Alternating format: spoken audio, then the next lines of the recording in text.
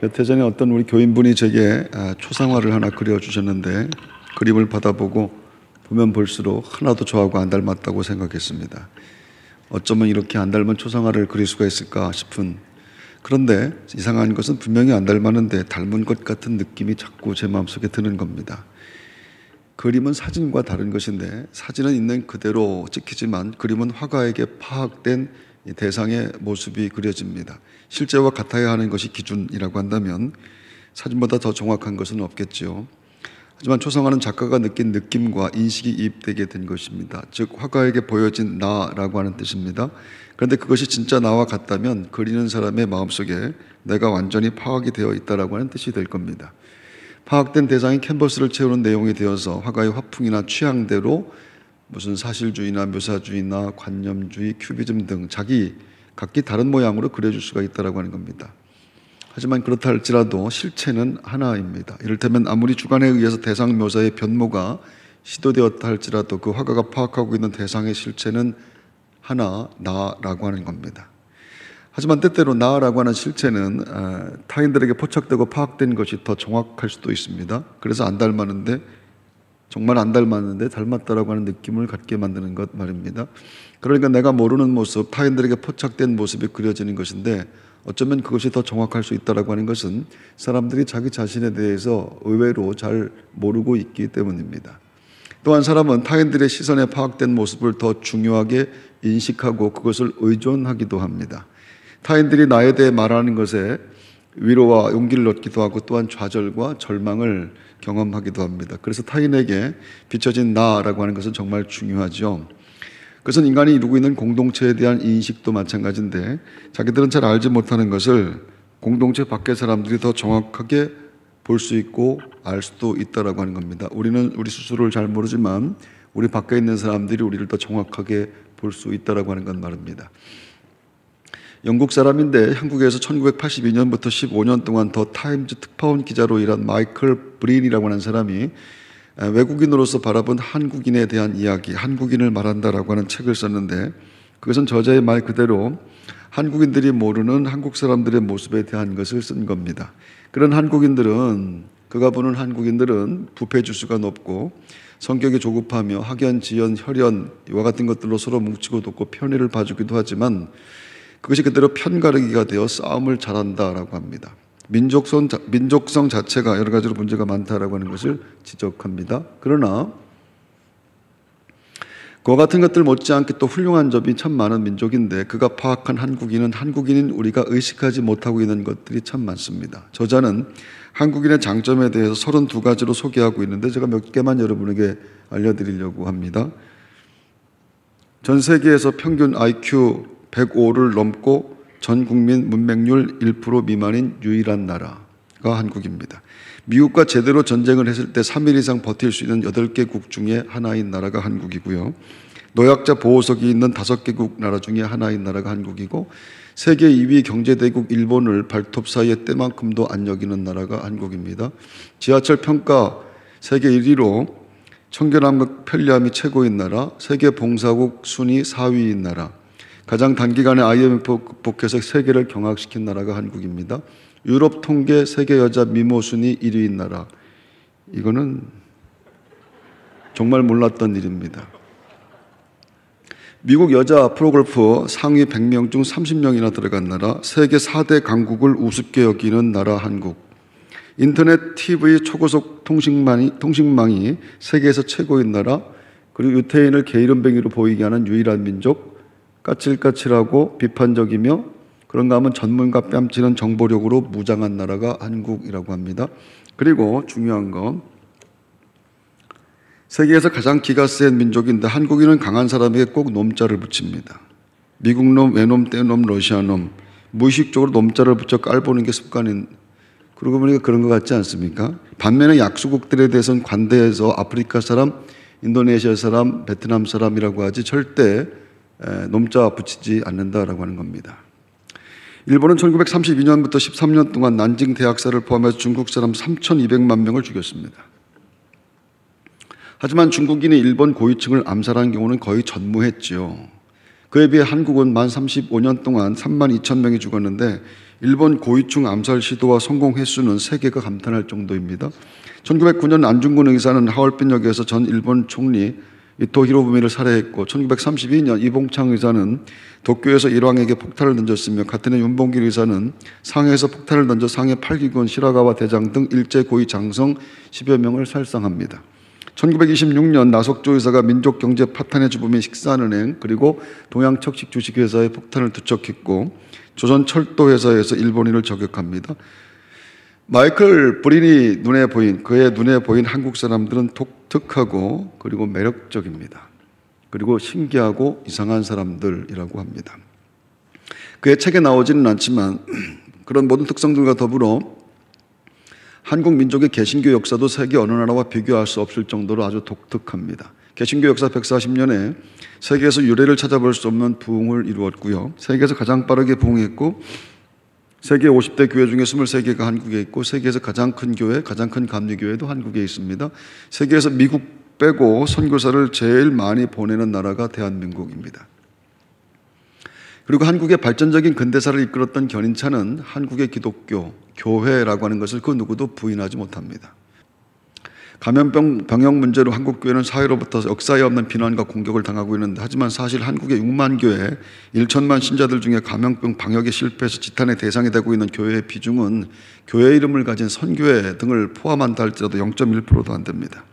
물론 교회는 일반 사회에 비해서 더 높은 책임과 도덕적 가치를 관할 지내야 하기 때문에 그것도 안타깝고 부끄럽습니다만은 하지만 0.1% 때문에 묵묵히 방역에 최선을 다하며 국가를 위해 기도하고 이웃을 섬기는 데 최선을 다하는 99.9%의 신실한 교회와 성도들을 매도해서 도매급으로 넘기면 안 된다라고 하는 겁니다.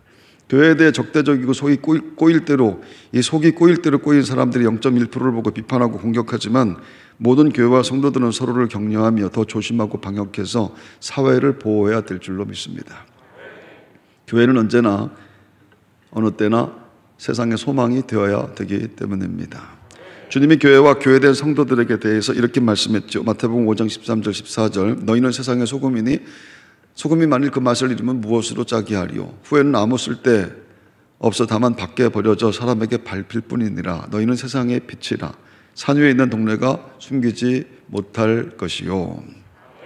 우리 교회는 그동안 어려운 교회들에게 지속적으로 마스크와 방역 물품을 공급해 왔습니다. 지난 몇 주 동안은 코로나 방역 영상을 2차로 제작해서 많은 교회들에게 공유했습니다. 그런 캠페인을 벌이는 것은 교회를 보호하고 또 교회가 사회를 보호해야 된다라고 하는 취지에서 했던 일들입니다. 여러분 아시는지 모르겠습니다만 우리 교회 소독은 사회의 어떤 건물보다도 세밀하고 그리고 혹 확진자가 방문한다 할지라도 절대 바이러스가 전파되지 않도록 정말 최선을 다하는 예배 시간마다 방역을 하는 그런 교회입니다. 여기가 제일 안전하다 싶을 정도로 말입니다. 그리고 특별히 조심해야 되는 때라면 모두가 국가의 방역 지침을 잘 지켜주는 것이 그게 맞습니다. 국가가 있어야 교회도 있고 국가가 있어야 가정도 있는 것 아니겠습니까? 대부분의 교회들은 철저하게 지키고 있는데 교회는 교인들을 보호하는 것이 제일 중요하고 사회로부터 비난당하는 것은 그 어떤 것보다도 불편합니다. 교회가 염려하고 조심하는 것은요, 비난 자체가 아니라 무엇보다 전도의 문이 막히는 것 때문에 그렇습니다. 세상 모든 사람들은 교회가 복음 전하여 살려내야 될 그런 사람들입니다. 그래서 교회는 세상을 원망하거나 불평하지 않습니다. 세상으로부터 비난과 공격을 당한다 할지라도 그냥 받을 수밖에 없지요. 교회는 예수님의 말씀처럼 섬기는 것을 위해서 세상에 존재하는 유일한 곳이기 때문입니다. 예수님이 이렇게 말씀합니다. 마가복음 10장 45절 인자에 온 것은 섬김을 받으려 함이 아니라 섬기려 하고 자기 목숨을 많은 사람의 대속물로 주려 함이니라. 교회는 세상을 그리스도의 마음으로 섬기는 곳입니다. 그래서 교회는 언제나 따뜻하고 그리고 정답고 그리고 교회는 언제나 안전해야 됩니다. 구약에서 교회를 말할 때 카할과 예다라고 하는 두 가지 단어를 사용하는데 카할은 원래 회중, 집회, 총회라고 하는 의미를 가진 불려진 자라고 하는 뜻이고 예다는 감사해서 모인 자들이라고 하는 뜻입니다. 그것이 성전과 시나고구가 되는데 거기서 기독교와 유대교라고 하는 것이 갈라지게 되죠. 이를테면 그것은 교회와 회당을 의미하는 것인데 교회는 하나님으로부터 불려진 자들의 모임을 말합니다. 회당은 어떤 목적을 갖고 모여 공부하고 연구하고 나누는 곳이라는 뜻이고요. 둘은 비슷한 듯해도 아주 완전하게 다릅니다. 가장 큰 차이는 교회라고 하는 것은 부름받은 사람들만 오는 곳이라고 하는 차이라는 겁니다. 자기 결정과 결심으로 올 수 있는 것이 아닙니다. 하나님의 부르심이 선행되어야 되고 그 부르심에 응답한 사람들이 모이는 곳이 교회입니다. 아무나 오지 못합니다. 그래서 교회는 자기들의 목적을 이루려는 것이 아니라 불러주신 하나님의 은혜를 고백하며 불러주신 하나님의 은혜를 찬송하는 것, 그것만 목적인 곳이 교회인 줄로 믿습니다. 그 은혜에 대한 고백이 찬송이고 그 은혜에 대한 고백으로 부르는 찬송, 그것을 예배라고 말하는 겁니다. 교회 생활을 바르게 하면 점점 구원의 하나님을 보고 싶고 만나고 싶고 나를 구원하신 하나님께 감사하는 마음이 교회 생활을 바르게 하면 반드시 생겨나게 됩니다. 그리고 교회의 주인은 하나님이시고 신앙생활의 주제와 목적도 오직 하나님 한 분이라 자기 목적으로 갖고 교회에 왔다 할지라도 신앙생활을 바르게 한다고만 한다면 우리의 모든 신앙생활의 목적이 하나님 사랑하는 것으로 귀결되게 된다라고 하는 것이지요. 성경은 그런 교회와 성도를 신랑을 기다리는 신부다라고 말씀합니다. 예수 그리스도라고 하는 신랑을 기다리는 신부들 말입니다. 그런 신부들에게 요구되는 조건은 딱 한 가지, 정결함이라고 하는 겁니다. 교회는 하나님으로부터 구별된 곳, 세상에 있지만 하늘나라의 법으로 존재합니다. 그래서 교회는 세상의 윤리와 도덕, 사회법보다 더 철저한 기준이 요구되어지는 것이 맞습니다.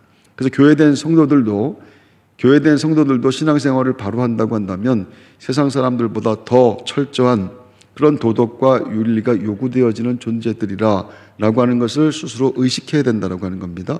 성경은 그리스도의 신부된 교회에 대해서 이렇게 말합니다. 데살로니가전서 5장 13절, 평강의 하나님이 친히 너희를 온전히 거룩하게 하시고 또 너희의 온 영과 혼과 몸이 우리 주 예수 그리스도께서 강림하실 때 흠없게 보존되기를 원하노라. 그래서 착해지려고 교회 다니는 것은 아니지만 예수를 믿으면, 그리고 예수님의 말씀을 바로 듣고 믿음 생활을 바르게 한다면 반드시 착해집니다. 예수님 말씀하신 대로 선한 일에 마음을 둘 수밖에 없기 때문에 말입니다. 마태복음 12장 35절, 선한 사람은 그 쌓은 것에서 선한 것을 내고 악한 사람은 그 쌓은 악에서 악한 것을 내느니라, 예수님의 말씀입니다. 그리고 바울은 성도의 삶 속에 일어나는 착한 일은 하나님께서 시작하신 일이다, 이렇게 말씀하지요. 빌립보서 1장 6절, 너희 속에 착한 일을 시작하신 이가 그리스도 예수의 날까지 이루실 줄을 우리는 확신하노라. 교회의 역사 속에 착하지 않은 그리스도인들은 없었습니다. 예수 그리스도를 바르게 믿기만 한다면, 정말 말씀대로 바르게 믿기만 한다면 절대 악해질 수가 없기 때문에 말입니다.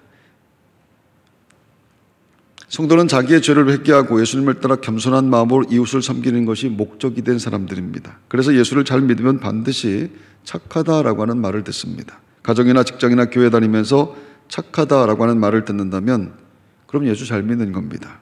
악한 그리스도인이라고 하는 것은 원래 없기 때문에 말입니다. 여러분들은 어떻습니까? 여러분 착한 그리스도인, 친절한 그리스도인, 근사한 그리스도인이라고 하면 누가 생각이 납니까? 그리고 다른 사람들에게 여러분의 이름이 생각이 날 듯 합니까? 여러분들은 하나님께로부터 보내어진 착한 그리스도인들, 세상 사람들에게 정말 살맛나게 만드는 하나님의 선물된 삶을 꼭 살게 되시기를 바랍니다. 할렐루야. 역사 속에 일어났던 전염병을 말하면 14세기 흑사병을 생각하지만 그런 류의 질병은 초대교회 때도 있었습니다. 당시에 전염병의 창궐로 교회가 심각한 어려움에 처하게 됐는데, 역사는 첫 번째 역병을 AD 165년 겨울에 발병했다고 기록하지요. 당시 페르시아 쪽 전선에서 돌아온 로마 군인에 의해서 전염병이 확산되게 됩니다. 정확한 병명은 알 수 없지만 천연두나 홍역으로 추정되게 됩니다. 15년간 계속된 이 전염병으로 당시 로마에서는 하루 2,000명의 사망자가 발생했고 총 사망자는 400만 명이라고 합니다. 지금의 숫자와 비교될 수 없는 정말로 어마어마한 숫자가 죽었습니다. 그것은 당시 전체 로마 제국 인구의 4분의 1에 달하는 수였지요. 황제의 주치의를 지낸 갈레누스라고 하는 사람도 로마를 떠나 시골 고향으로 돌아갔고, 황제인 이 아울렐리우스도 이 역병으로 죽었습니다. 당시 이방 종교의 사제들은 다 도망갔고 고위층 관리들이나 부유한 이들도 도시를 떠나 피신하게 됩니다. 이교도들은 환자들이 스스로 알아서 살아남아야 되고 격리하는 것만이 최상의 방법이라고 생각합니다. 물론 그 어느 것도 안전하지는 않았지만 자기들은 도피가 최상의 대책이라고 여긴 것입니다. 부모는 자녀를 버렸고 자녀들도 부모를 버렸습니다. 돌보지 못한 자녀들과 연로한 부모들이 회생의 가능성이 고려되지 못한 채 보호받지 못하고 수도 없이 죽음을 맞았습니다. 당시 알렉산드리아의 감독이었던 디오니우스는 전염병이 나라 전체를 뒤덮고 있는 비참한 상황, 그 비참한 상황에 대해서 이렇게 기록합니다. 이교도들은 처음 질병이 발생하자 아픈 자를 내쫓았고 가장 가까이 있는 자들이 먼저 도망쳤고 병든 자가 죽기도 전에 거리에 버려지고 매장하지 않은 시신을 흙처럼 취급했다. 모두 자기 살 길만 찾았고 환자는 다 쓰레기처럼 길거리에 버려졌다라고 기록합니다. 그런데 그때 환자를 돌보는 것이 그리스도인들입니다. 병명도 치료법도 몰랐기 때문에 그들에게 물을 주고 밥을 먹이는 게 전부였지만 기독교인들은 죽어가는 환자들을 극진히 보살폈습니다. 이방인들에게도 똑같이 그렇게 했습니다. 그들을 돌봐주며 복음을 전하고 사망자들의 장례를 대신 치러주는 것이 기독교인들만 그랬습니다. 자신이 감염될 수 있는 죽음의 상황 속에서도, 그런 위협 속에서도 이웃을 돌보는데 그것은 이교도들은 상상도 할 수 없는 일이었고, 그때 그리스도인들에게 붙여진 별명이 파라볼라노이라고 하는 것이었습니다. 파라볼라노이, 위험을 무릅쓰는 자들이라는 뜻입니다. 모든 기독교인들은 파라볼라노이, 위험을 무릅쓰는 자들, 죽어가는 이웃을 위해서 기꺼이 생명의 위험을 감수하는 사람들이 그리스도인들이었다라고 합니다. 그리스도인들은 착하고 그리스도인들은 선했습니다. 언제나 자기보다 타인을 먼저 생각하고 죽음을 앞둔 순간에도 그 자세와 태도가 변하지 않는 사람들이었습니다. 참 근사합니다. 1862년 서울시 관철동에서 백정의 아들로 출생해서 백정으로 살았던 박성춘은 32살 무렵 중병에 걸려 죽게 됩니다. 근데 자기 아들 박성춘의 아들이 봉출이인데, 봉출이가 다니던 예수교 학당의 무호 선교사가 당시 재중원 의사이자 고종황제 어이였던 에비슨을 데리고 와서 이 박성춘을 치료해주고 박성춘은 살아나게 됩니다. 박성춘의 육신은 나음을 받게 되는데 그는 병만 나은 것이 아니라 신분차별로 만들어졌던 원한과 증오심의 마음도 고침받게 됩니다. 그는 도대체 기독교가 무엇이길래 어이가 백정을 찾아와 치료해 주는가 궁금했습니다. 그래서 봉출이가 다니는 교회에 출석하기 시작했고 예수를 믿게 되었다고 합니다. 박성춘은 백정 출신 최초로 장로가 되었고 열정적으로 전도에 나서서 수백 명의 백정들을 구원합니다. 그때는 백정을 백장이라 불렀는데 인구조사에 백장만 빠져서 호적에 오르지를 못합니다. 백장은 사람이 아니라고 생각한 겁니다. 고종황제는 에베슨 선교사의 요청을 받아 들여서 백정의 주의를 공식적으로 회복시켜 주었습니다. 백정도 국민이라, 백정도 백성이라, 사람이라 라고 하는 것을 공식적으로 회복시켜 준 겁니다. 그것이 예수 믿는 사람들이었습니다. 세상 사람들이 인간의 존엄성을 말하는 교회를 존경했습니다. 하나님 앞에서 양반이나 천민, 남자나 여자가 다 같은 존재입니다. 나아가 왕이나 백성도 인간 존엄의 가치에서 평등하다라고 말합니다. 그것은 5,000년 조선 역사의 어떤 종교도, 어떤 학문도, 어떤 이념도 말하지 않던 것, 기독교만 말하던 것이었습니다. 우리는 행위로 구원받지 않습니다. 예수 그리스도를 믿는 믿음으로 구원받는 줄로 믿습니다. 하지만 내 속에 있는 믿음은 행위로 증명되는데 그것은 언제나 섬김과 사랑으로 나타납니다. 그리고 그렇게 믿음이 증명될 때마다 하나님의 영광이 드러납니다. 할렐루야. 초대교회 믿는 자들을 핍박하던 바울이 다메섹에서 예수 그리스도를 만나 회심하게 되죠. 하지만 교회 사람들은 바나바를 믿지를 못합니다. 바나바가 무슨 회심을 하는가? 그는 교회에 소문난 핍박자였기 때문에 바나바에게 걸리면 죽기 때문입니다. 그때 교회에서 바울을 받아들인 사람이 바나바입니다. 바나바는 이미 교회 안에 중요한 역할을 하고 있었고 바울은 그야말로 초신자인데, 하지만 바나바는 바울이 교회에 적응하도록 잘 도와줬고요. 바나바가 없었다면 바울이 만들어졌을까 싶을 정도로 바울의 교회 생활을 도운 사람이 바나바입니다. 온유하고 친절하며 착하고 선했습니다. 성경은 정말 바나바를 착한 사람이라고 말합니다. 성경에 착한 사람이라고 칭하는 사람이 거의 없는데 성경은 바나바에 대해서 유독 착하다라고 말합니다. 그리고 바나바 때문에 많은 사람들이 예수를 믿게 되었다라고 하죠. 사도행전 11장 24절 바나바는 착한 사람이요 성령과 믿음이 충만한 사람이라 이에 큰 무리가 주께 더하여 지더라. 착한 사람, 마음속에 예수 그리스도가 사는 사람은 착합니다. 그리고 착함이 드러날 때마다 예수 믿는 사람이 점점 늘어납니다. 교회가 착한 일을 하면 교회를 찾는 사람들이 점점 많아지게 됩니다. 그래서 초대교회 집사를 뽑을 때의 조건도 성령과 지혜가 충만하여 칭찬받는 사람, 착한 사람이라고 하지 않습니까? 착하고 친절한 사람, 믿음이 있는 사람, 성령이 함께하는 사람, 그 사람이 하나님의 일을 하는 사람이라.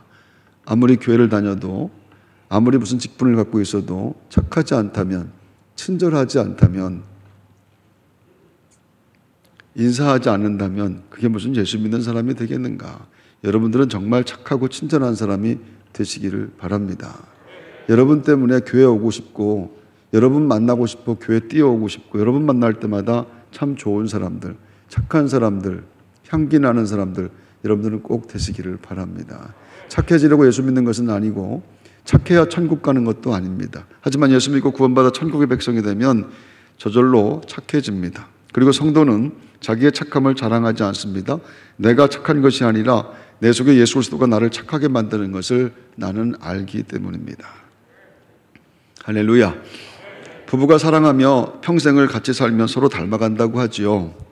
성도가 평생 믿음으로 찬송하며 예수님을 닮아가는 것은 너무 당연한 겁니다.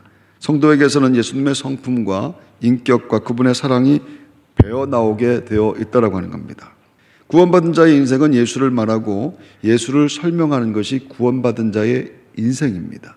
그 예수를 사랑하기 때문에 점점 그분을 닮아가게 되는 것. 그래서 평생 함께 예배하는 사람들은 만날 때마다 꼭 예수님 만난 것 같은 기쁨이 있는 겁니다. 저는 주일마다 예수님 만나는 마음으로 여러분들을 기다립니다. 여러분도 여러분 스스로 여러분 서로에게 꼭 주님 만나는 그런 마음 가지고 서로를 기다리고 사랑하고 아끼는 마음들이 꼭 있게 되기를 바랍니다.